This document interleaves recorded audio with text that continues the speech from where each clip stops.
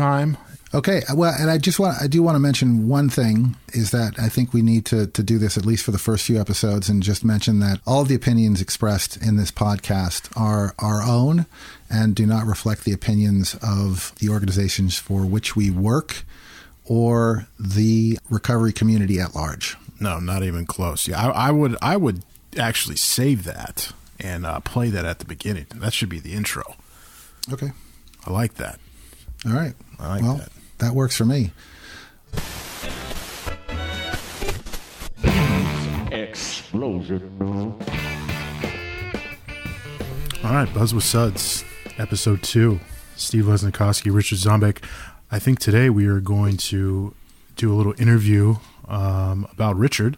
Oh boy, I'm curious to know more about him. I know snippets here and there, but just to give the audience an idea of what you're going to be dealing with while spending your free time listening to this.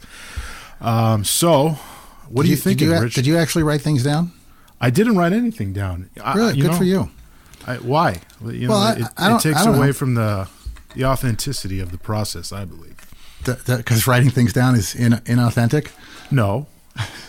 When it comes to Fake news. Yeah. You're fake news, bro.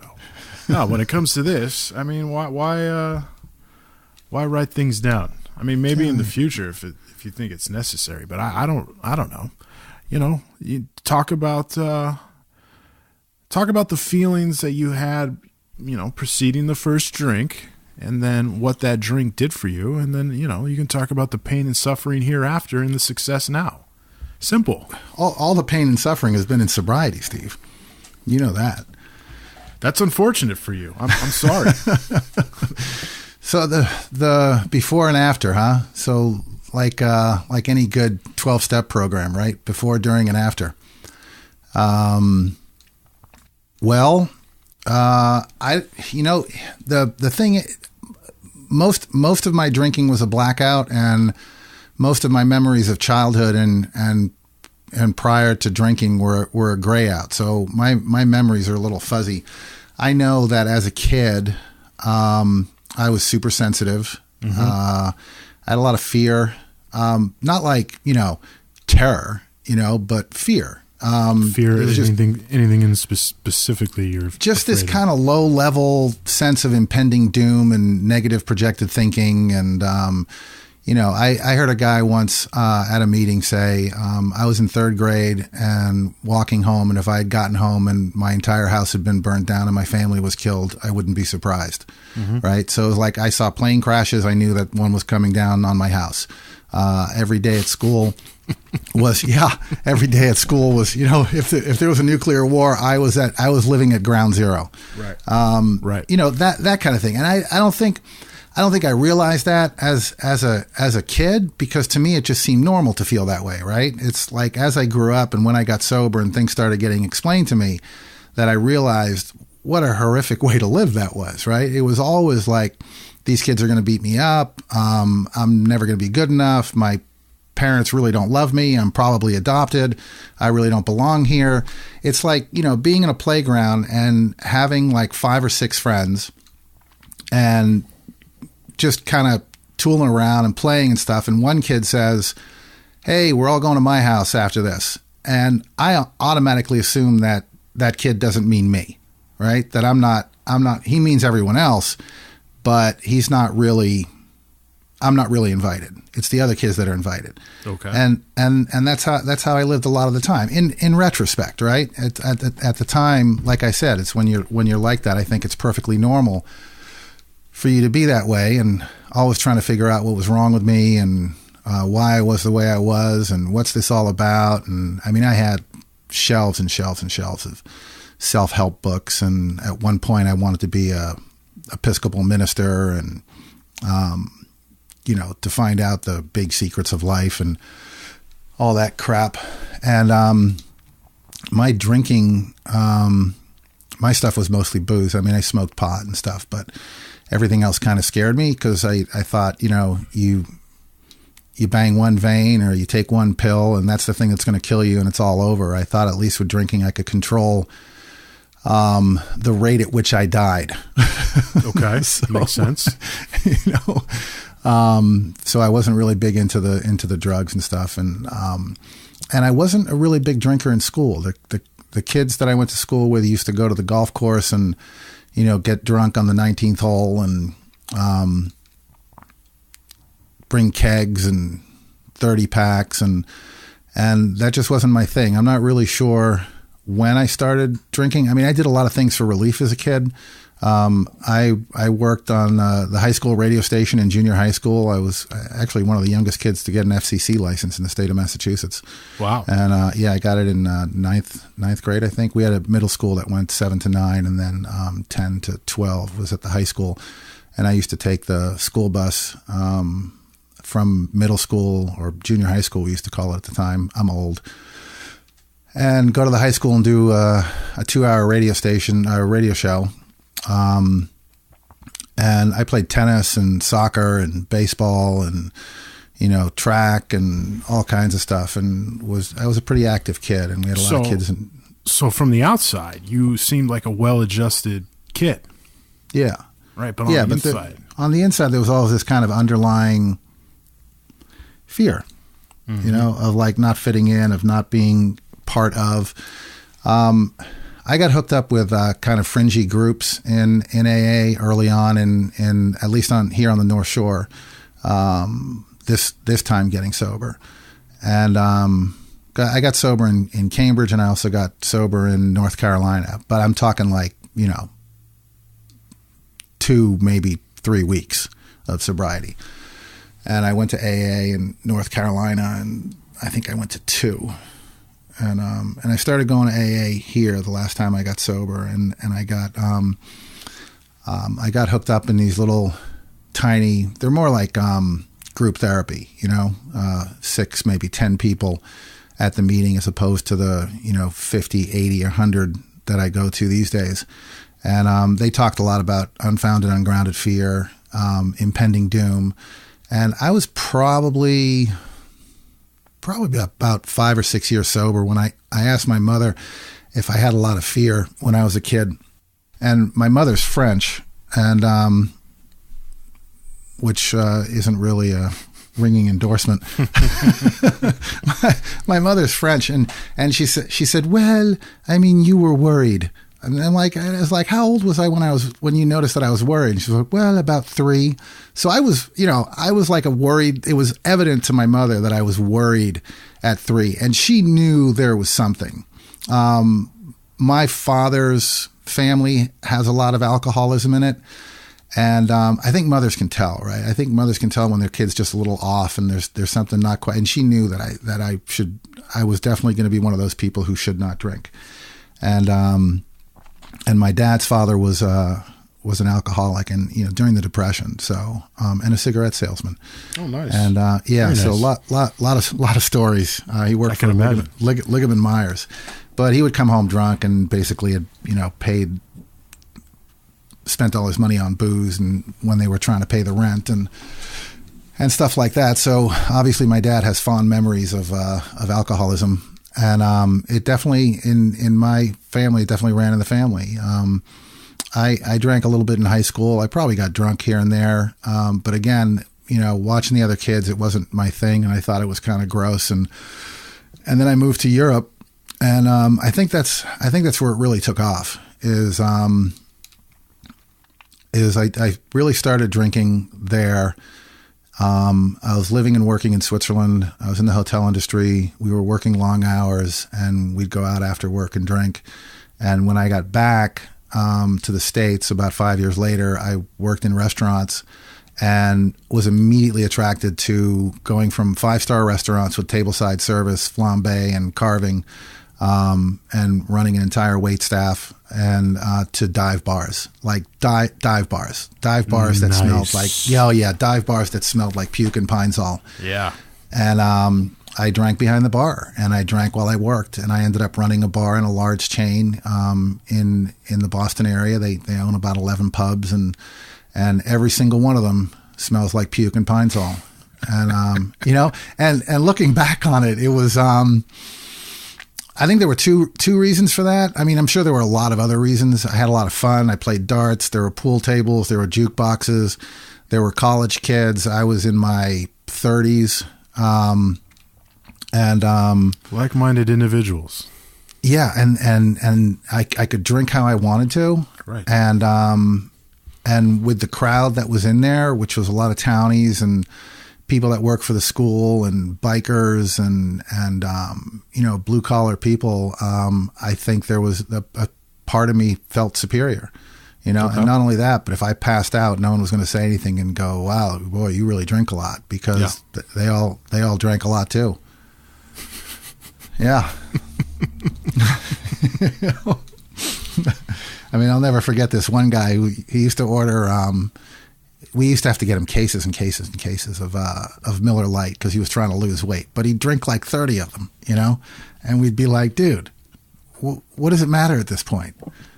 So, and there were a lot of characters. I can imagine. So, that got me into a detox at one point, and then I moved to North Carolina. I was a newspaper reporter. I reported on cops. I was drinking, got my first DUI. My only big, really jackpot story is I got my, I know. Oh, what was your jackpot? I mean, some people, it's like I was out by the pool and I slipped on some water and dropped my wine glass, and I've been in AA ever since. I got my second DUI the exact same day that I got my license back from my first DUI. And I ended up spending a couple weeks in jail in North Carolina. Like I said, I covered cops, so they weren't too happy with me to begin with. No. And I got out of jail, and a friend picked me up, and our first stop was the liquor store. And, grabbed a 30-pack of Ice House and probably a pint of some kind of whiskey or something, and went home and proceeded to get drunk. And ended up in detox again, and then moved to Seattle and continued to drink, and got married and continued to drink and screwed up a whole bunch of things, and moved to Salem in both my wife and I were drinking at the time, so two really good alcoholics. We moved to Salem, Massachusetts on October 28th. Perfect. 3 days before Halloween. And it was insane. And drinking the whole time. And I'm trying to think. So that was October, November. It was around mid-January. My wife was on a business trip and went to visit her family and my family in Florida. And I was working from home, which is incredibly dangerous for an active alcoholic. Sure. And, coughing up blood, passing out, getting up at 7 o'clock in the morning, thinking it was 7 o'clock at night, and ordering fried clams from the place down the street, and driving to the liquor store. And, I don't remember any of that at all. And she got home, basically had an ultimatum at the time. And she got home and took one look at me and took me to the ER, and they didn't even wait. I didn't even have to go in the waiting room. They admitted me immediately. It was about 10, 11 o'clock at night, and the next morning, my esophagus ruptured, and I was in ICU. Jesus.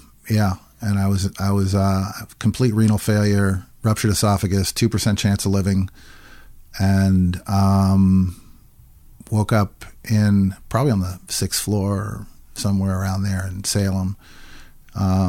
In recovery, not alcohol and drug recovery, but recovery from my surgery. Right. And actually, the guy that saved my life is my gastro guy to this day. I was about 10 or 11 years sober, and had an appointment with him for colonoscopy, and was able to thank him. But so I did that. I went to AdCare in Worcester. I went into rehab. Had a pretty good experience there. I think there weren't a lot of guys in that people there that were spin dries or just coming in out of the cold. There were a couple, but I had a really good experience where I was able to have time with some of the counselors and things like that. And I got out of AdCare reluctantly. My wife was reluctant to have me come home. We almost didn't make it through this, but I came home. She stayed pissed for a long time. And I went up to the Discover program in Addison Gilbert, which wraps up around 2:30 or 3 o'clock. And then I would go to 4 o'clock meetings in Marblehead. And that was like, well, it's coming up on, it'll be 12 years this month. Nice, man. Yeah. Yeah. So, I mean, sobriety and recovery has been a lot more interesting.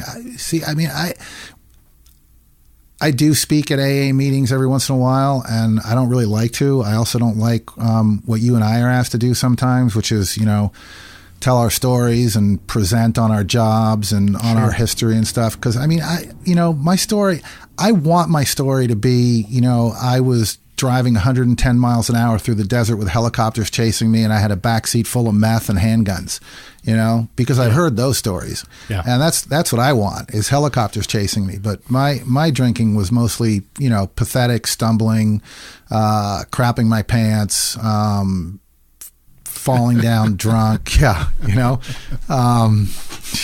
Throwing up in my mouth, crying, feeling sorry for myself.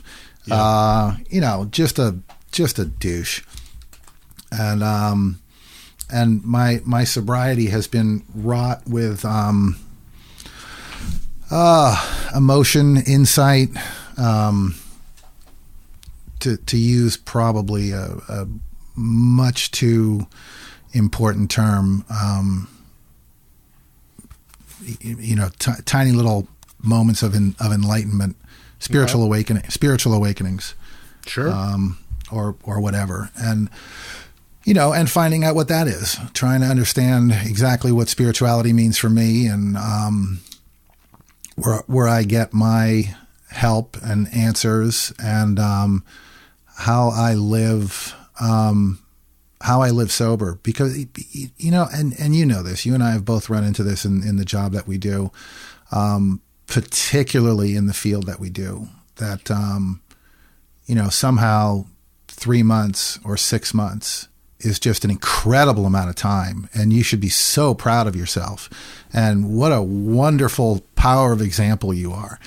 I mean, when they, I did a few presentations with, a holistic kind of doctor, and, also the executive director of, Project Cope with Bridgewell, and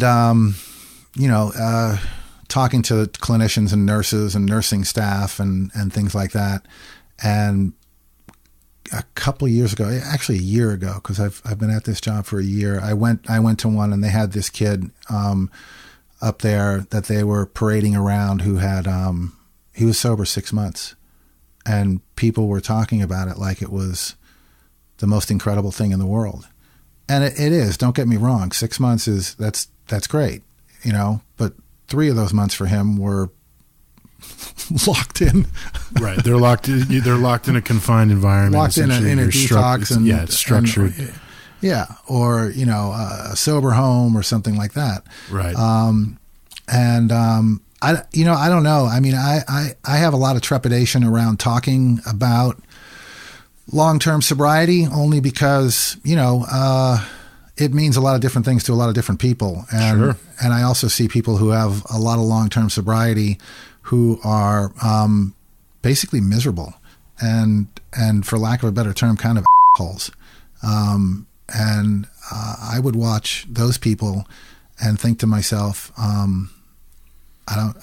that's not what I want, I don't want that in 20 years or in 30 years. And no, absolutely not. And I'm trying to think. It was about 6 years ago. I came across this 14th century definition of sober, and it was reduced to a quiet condition. Right, yep. Had nothing to do with booze. Had nothing to do with substances or mind or mood altering anything. It had to do with a state of mind, right? Is that sober was reduced to a quiet condition. And I think at that point, I didn't, out loud think about it, but I think somewhere inside I went, that's that's what I want sober to be. That's what I want my sobriety to be. And I started doing, I started doing things a little differently. I started doing things, unbeknownst to me, I started looking for things that were going to get me there. Right. I'd always been interested in meditation and yoga and spiritual practices and things like that. And, recently, and I mean recently, like probably the last 3 years. So I was probably about 8 or 9 years sober. I'd tried meditation before, and I started really getting into it with listening to Dan Harris, and then most recently Sam Harris, who I really like. We should actually do an entire episode on meditation and what that means, because that too, again, like sobriety and recovery, it means a lot of different things to a lot of different people. Yeah. And I was part of a group that used to say, oh yeah, you're not going to get answers to this disease by meditating and oming out on the mountaintop and being one with the universe. And I would look at them and I go, and then the same person would say, sobriety and recovery is about sitting quietly and getting to know your disease. And I would go, that's what meditation is. If anyone thinks meditation is like chilling out and calming down, it's not like that at all. It's about examining your thinking. And if you have the kind of thinking that I do, it's AKA hell. Right. It's like, oh my God. Oh, but you start to understand that, for me, that you're not the author of your thoughts, that your thinking doesn't control you, and that it is, in a way, and I don't mean this in a woo-woo, ghost and my disease sense. I mean this in that it's a completely independent and separate entity from yourself, and you have absolutely no control of it. So the thinking part of this, the thinking part of being alcoholic or an addict or whatever, is, for me, has been one of probably the biggest single component in my sobriety, is understanding my thinking, understanding that I don't have to listen to it, and getting to a point which I could never do before, where I can be alone in the car without the music on or the radio and be entertained by my own thoughts, rather than being that is tough for a lot of people, rather than being tortured by it. And the problem with getting sober and being in recovery is that once you stop drinking and doing drugs, you're left with the person you were before you drank, with all the reasons that led you to drinking. And you have a couple choices. You can either address those and get friendly with them, or you can drive yourself completely insane and maybe eventually go back to drinking and drugs, because it's just, it's the one relief that you know. So, I liked what I read in Refuge Recovery. Who wrote that? Noah Levine. Noah Levine. He did Dharma Punks, but right, it's an offshoot of that. Right, and the book is Refuge Recovery, where they take a Buddhist look at the 12 steps, and I found basically the book in general to be a bit of a slog. I certainly would recommend it, but it is a tough read, and I think that a lot of his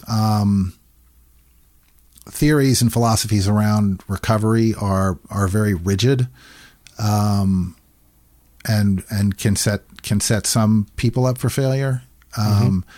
But there was one particular sentence that I liked in that book, and I think it may very well have been the only sentence I liked in that book, which was, alcoholics and addicts are an exaggerated manifestation of the human condition, right? And how that translates to me is that existential angst, which every human being on the planet has, that little gnawing feeling that you have inside you, that is, who am I? What am I? Why am I here? What's this all about? Blah, blah, blah.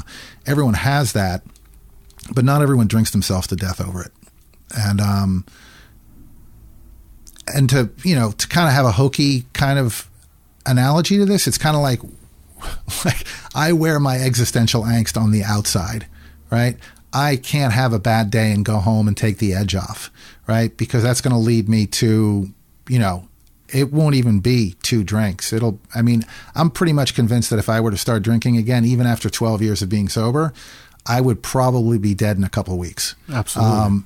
If I was lucky, right? My biggest fear is that if I were to drink again, I wouldn't die, right? And I would just continue to kind of walk around like, the undead and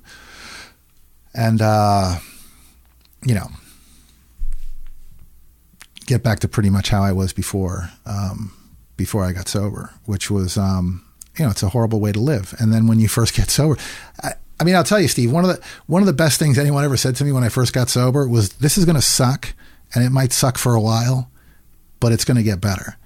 And I'm not really sure that I heard the "it's going to get better" part. I knew that I'm pretty sure that all I heard was, this is going to suck, and it's going to suck for a while. And it did, right? But interspersed in that suckiness were little glimmers of, what one of my sponsors used to call scenes of coming attractions, right? I'd get like a moment here or there of like, oh my God, this must be what it's like to have emotional sobriety. This must be what it's like to have peace of mind. And it was, I think it was just enough to keep me going. And in the beginning, I would hit these plateaus, and I would hit these dark nights of the soul kind of areas, and I would go, oh my God, I've hit a plateau. I'm going to be like this forever. This is what it's going to be like now forever. I'm just going to be miserable for the rest of my life. Because I would get a little bit, and I would feel good, and then I would slip back into this kind of low-level anxiety and depression and go, okay, that's over. That's done. I thought I had something. I don't. I'm going to be like this forever. And I would know when I was in those, but then things would get a little better, and I would be completely ignorant of the fact that they had gotten better until a couple of days had gone by, and looked at it and said to myself, wow, I've actually felt pretty good for the last couple of days. Right. I don't know. Apparently I can talk forever. So I just did about close to 30 minutes standing on my head right now. Perfect. I don't know. Is there anything else you want to know, or? No, that explains you to a T, why you are the way you are. It's great. Does it really? It does. Well, it does. How so? I'm curious. Well, you're like the rest of us. You're what is it? Egotistical egomaniac with inferiority complex. Egomaniac with the inferiority complex. That's right. Just like everybody else, that's trying to make their way in this crazy world. And that's the thing, right? It's like, oh, I'm so wonderful, I'm so great, look at everything I can do, I'm so talented, and then someone goes, wow, that's pretty cool. Nah, it's really nothing. Yeah. You're just saying that. It's interesting you bring that up, because I had an experience. I was probably, I'm not even gonna say how long I was sober, because I don't think that's fair to anyone who's in the midst of recovery. But I was in recovery, and I was at a meeting, and I walked out of the bathroom, and this kid was about 30 years old. I'm 55. I was probably, I don't know, I was in my 50s at the time. And this kid's like in his 30s. He's bald. He's losing his hair. I walk out of the bathroom, and he goes, wow, you have great hair. And I looked at him, and I go, I know, right? Yeah, no, I know what it sounds like, right? I know It sounds really cocky and arrogant and stuck up. But for me, it was a turning point of something that I was never capable of doing in my life, of going, yeah, you're right, I do have good hair. Right. And actually appreciate what I have and who I am.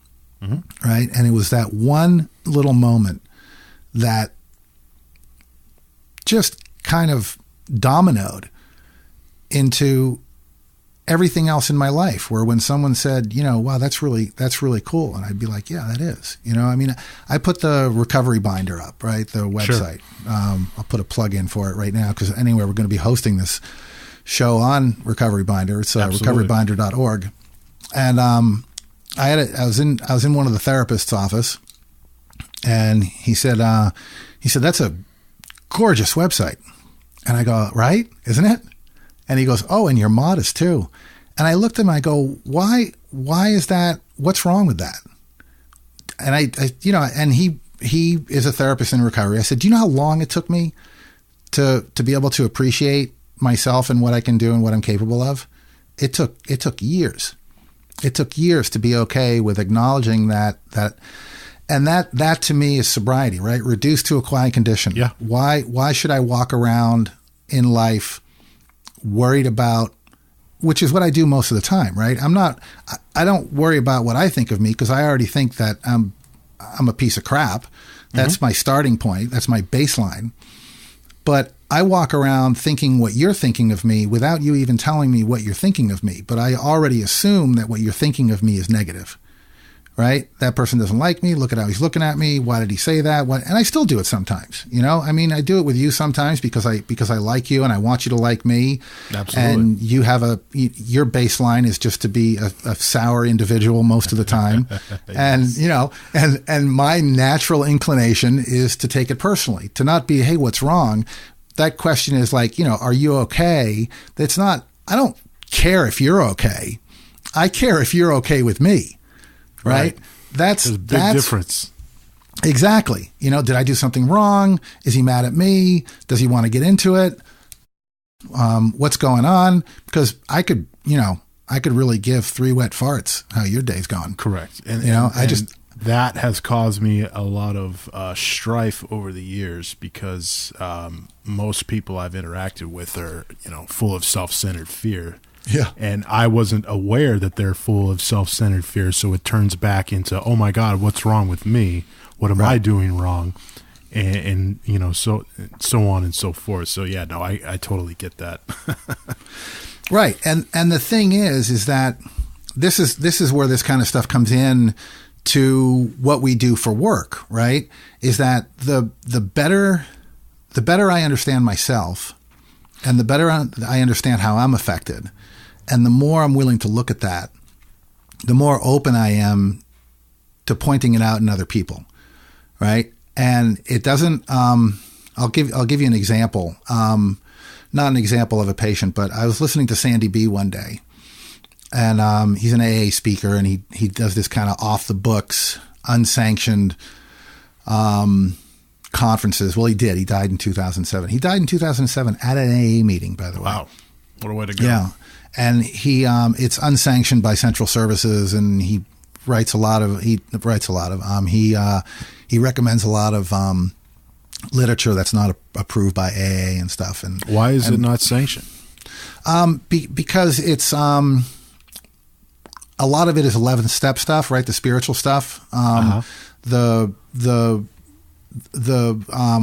once you get through the I don't drink, I don't need to drink, I'm going to be sober now.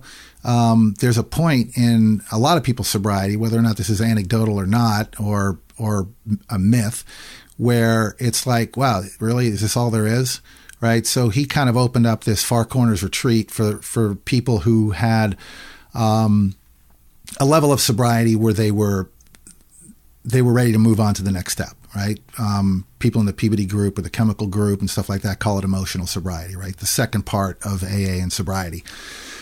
But so he had this whole thing, and he said, once you get to that point, once you get to a point where you're sober and you're not going to drink anymore, why bother still going to AA?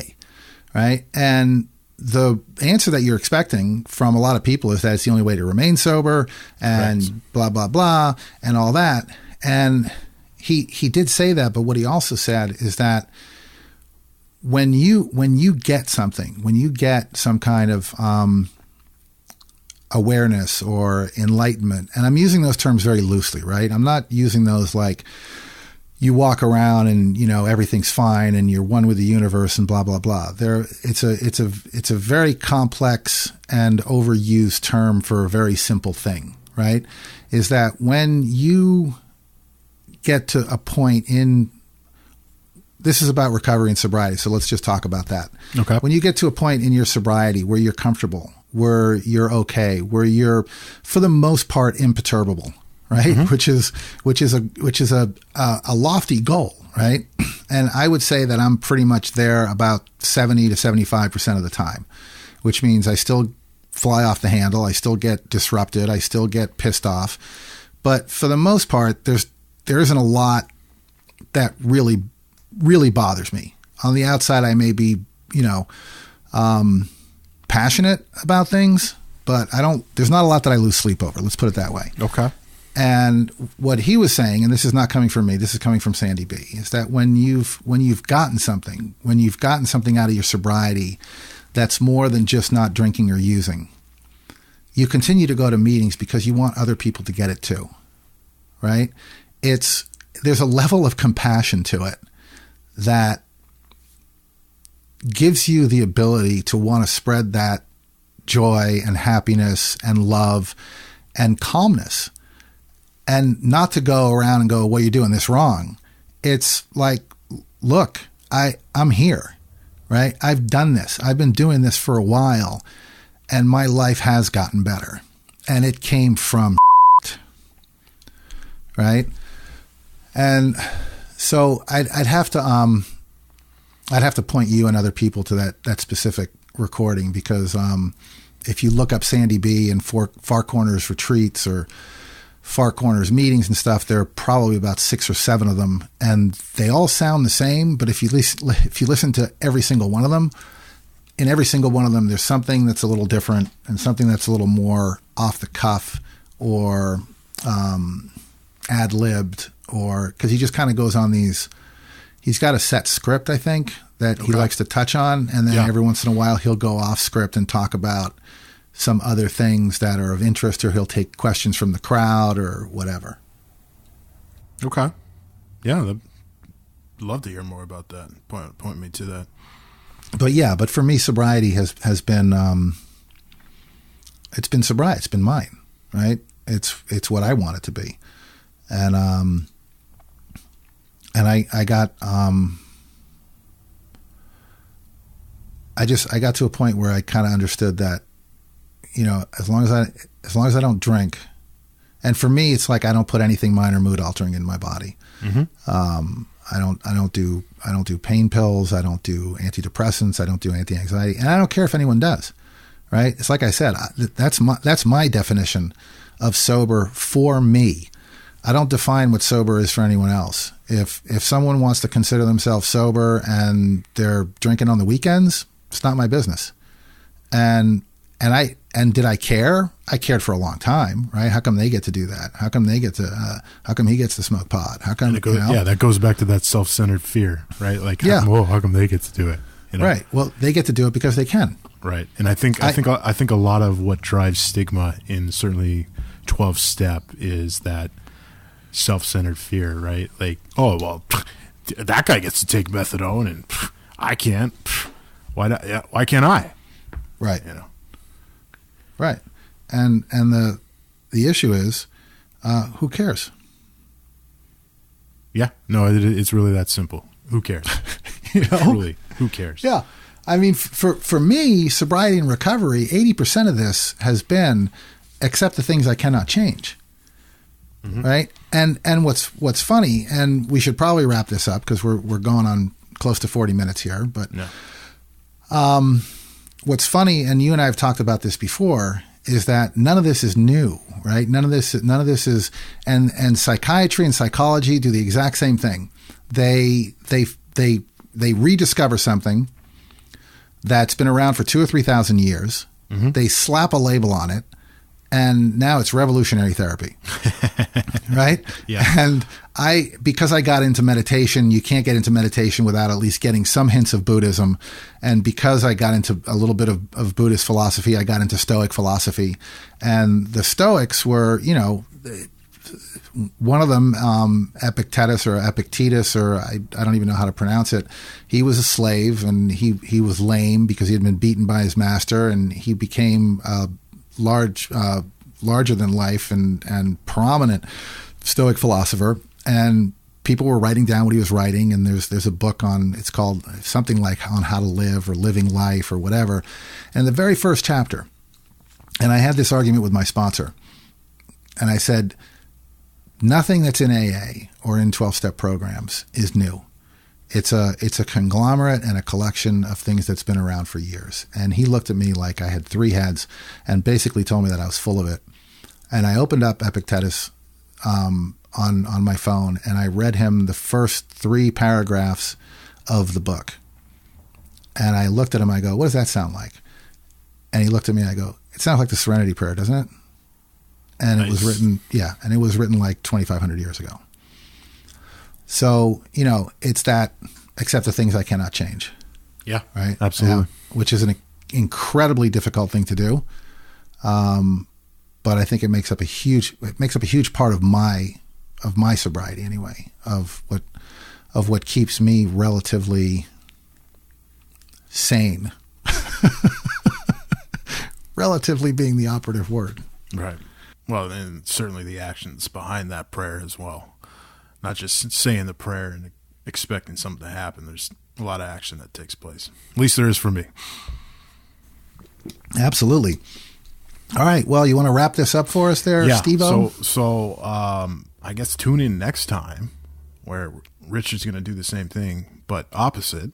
He's going to interview me, and I'm going to expound on my my crazy life. Actually, I'll be 34 tomorrow, so I can talk about 30 years. That's right. 30 years of letting fear and anxiety run my life, and about almost 4 years of not that.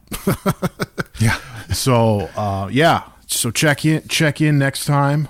Okay. Well, and I do want to mention one thing, is that I think we need to do this at least for the first few episodes, and just mention that all of the opinions expressed in this podcast are our own and do not reflect the opinions of the organizations for which we work or the recovery community at large. No, not even close. Yeah, I would actually save that and play that at the beginning. That should be the intro.